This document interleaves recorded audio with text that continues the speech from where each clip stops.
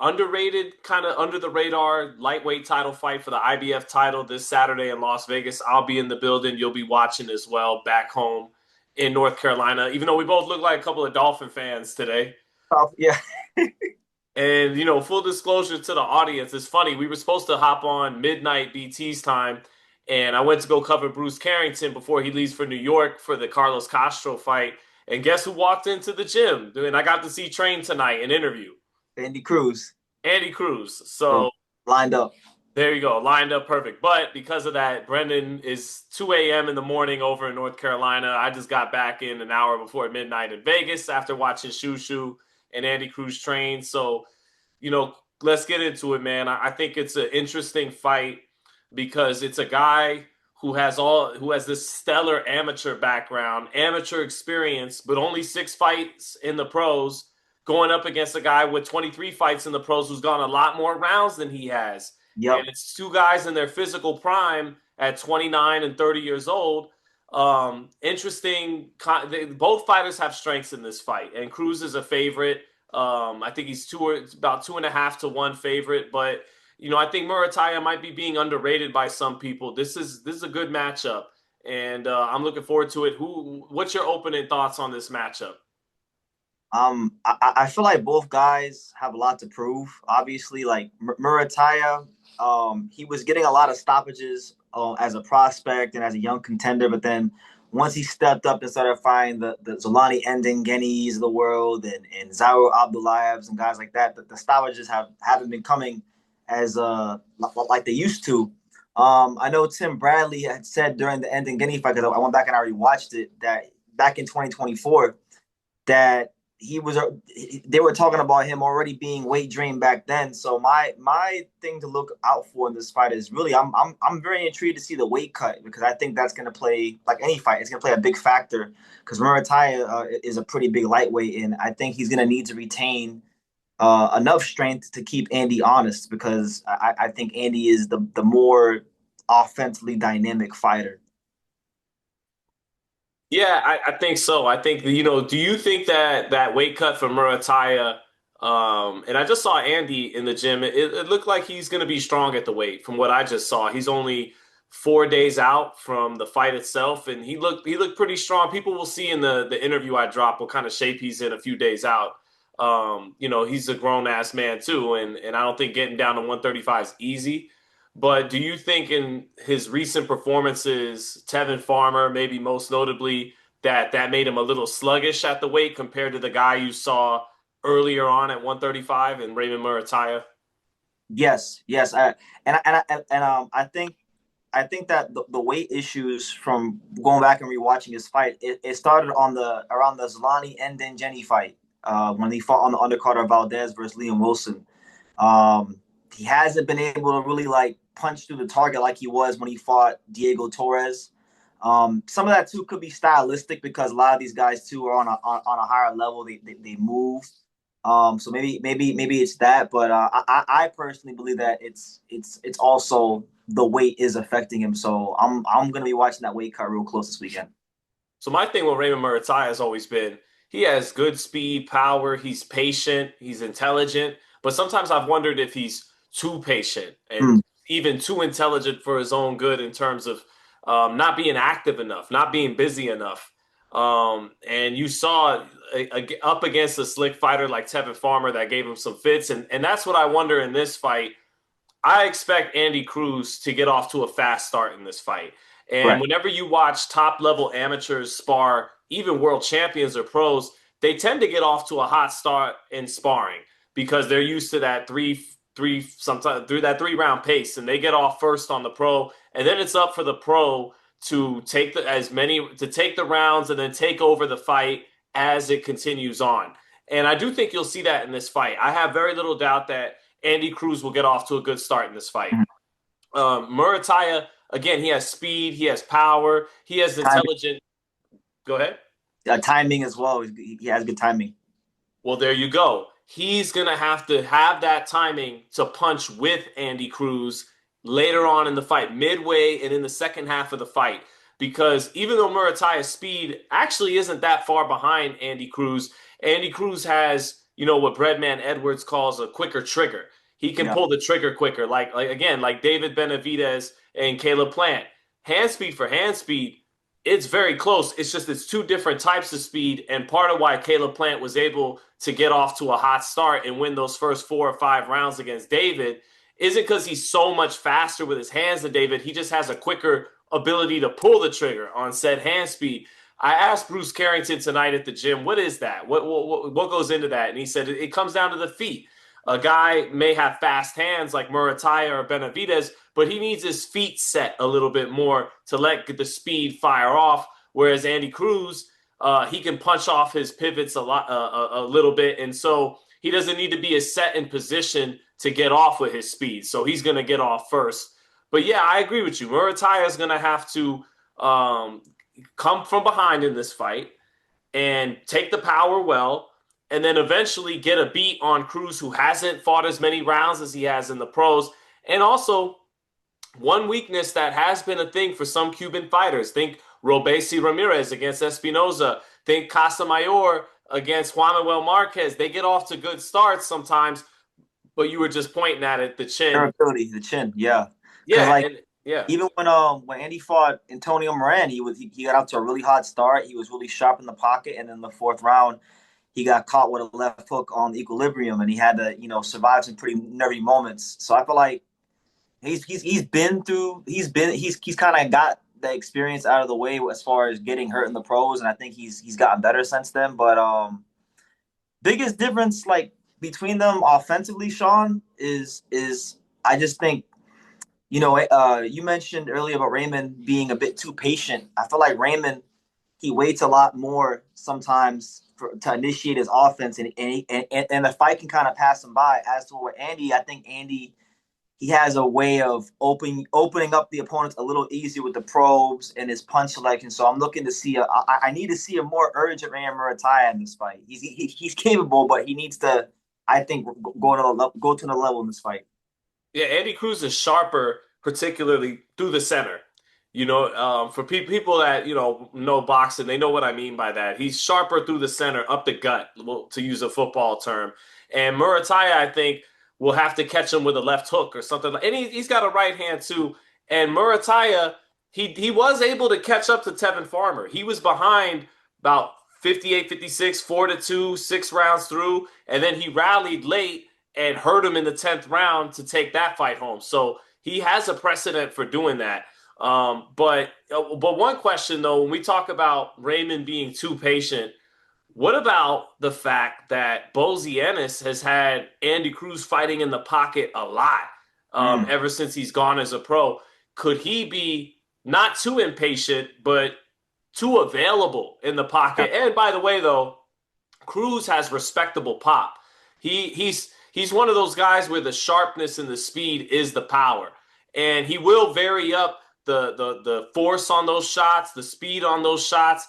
And if you get overzealous or if you violate, he may demonstrate with that. So I think Muratalla has to be his patient self. That's who he is. He can't all of a sudden become this come forward Mexican fighter. That's not who he is. But he has to do what he does with a sense of urgency and eventually get the timing down of Andy Cruz. My question to you, Brendan, Yep. is Andy Cruz fighting in the pocket too much? Will that get him caught, perhaps even with a lead in this fight? Will he get caught in the exchanges because Omar Salcido Gomez and Raymond Muratalla will have to invest to the body in this fight? Omar Salcido was able to get to his body, and you mentioned the left hook on the equilibrium by Moran. He also hurt him and buckled him with a right hand, punching with him, punching between punches. So what I'm saying too is Andy Cruz had a lot of that back foot sauce in the amateurs that helped win in the gold medal. Does he bring it out for this fight? Because Bozie's had him fighting in the pocket a lot, and I'm not sure he's going to be able to pull that out of his bag when his entire time as a pro under Bozie, he's been having those twitchy shifts and twitchy steps, but he's staying in range quite a bit. And it's like that saying, I've said it a couple of times in my videos. He might be a bit too Philly for his own good. He might get a little too brave in that pocket. But Sean, I believe that Andy had a long decorated amateur career, and a lot of these guys, man, he's been fighting. He's been too far ahead of them skill wise. I think Raymond, the skill gap isn't quite as wide. So this is a fight where maybe he mixes it up. You see the in the pocket stuff, a little bit here, a little bit there. Um, I think it's still there, bro. I just think the right opponent has to be there for Andy to dig into his toolbox and be the guy he was in the amateurs. Well, again, and we talked about the some of the Cuban fighters' punch resistance not being the best, and the fact that he got rocked twice. But Raymond Muratalla has been down. He's been down against Galindo. Did he get dropped in any other fights that you can recall? I know he got dropped against Galindo. Yeah. To my recollection, no. Maybe someone in the comments could put us on game, but I can't think of anything right now this second other than Galindo. Well, let me compare them defensively for a minute here. Muratalla does have some good feet. He even has some defensive different looks so that he'll Yep. angle off of. His problem defensively, he doesn't really have great reflexes. And I think Andy Cruz has a good catch and shoot game. And he also, like I said, has those twitchy steps around the ring. But he also has a good high guard and he moves his head better with better Yeah. reflexes than but his head doesn't change a lot of slots. He's not one of these guys like Bernard or even Tio to compare it to now or other. When he punches, his head tends to be there, and he's quick to what's coming back and get back underneath. But he doesn't change his head slots a lot off of what he punches. He's pretty much there Yeah, when he punches. I think like Andy's slicker than Raymond Muratalla, but I think Raymond, Sean, he's a bit better defensively than he gets credit for. I think it's just not it's a lot more subtle. It's a lot more subtle. Like he's not gonna make you miss by too much, but he'll make you miss or take the steam off the shots. So I think defensively, they're both solid. But I do think Andy has better reflexes. But Raymond may actually have more looks defensively. I think Andy transitions better Yeah. off. I think that's what for me. That's the one of the biggest differences I see from them stylistically is I think one guy can get from offense to defense, defense to offense a little bit easier and seamlessly. I touched on it on the beginning about the this is what I like about this fight is Emmanuel Stewart and Keyshawn. Emmanuel would always talk about amateur experience, and sometimes Larry Merchant would be like, "This is the pros, Emmanuel." He wouldn't, but Emmanuel, would always hold true to that. And Keyshawn is picking Andy Cruz because of that, because Yeah, of the amateur experience. But he also has questioned whether Andy's going to be as good a pro as he is an amateur.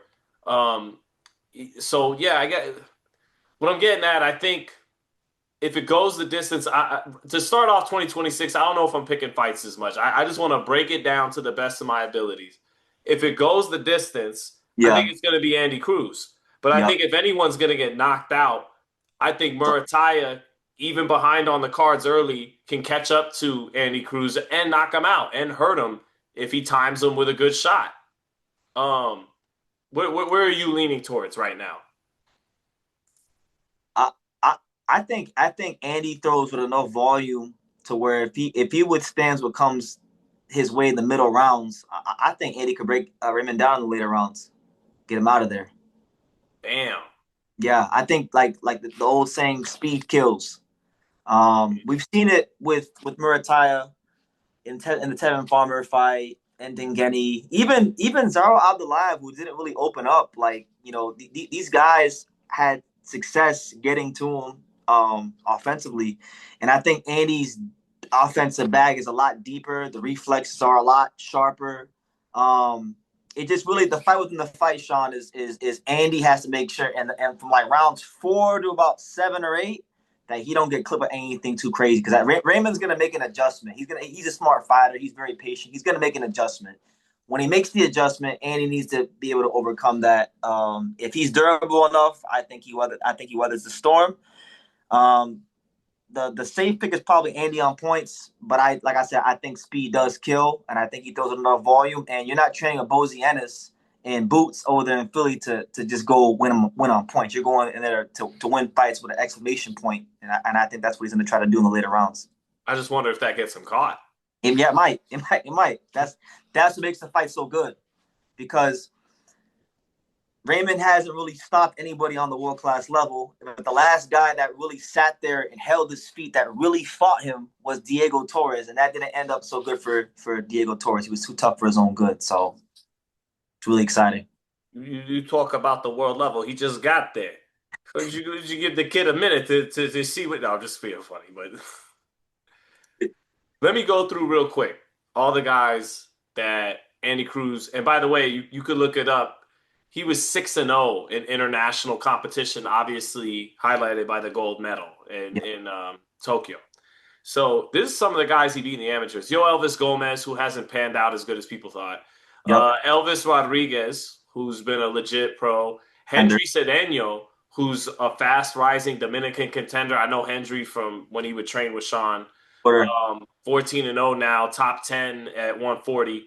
Yoenli Hernandez, who is a badass middleweight that a lot of people like.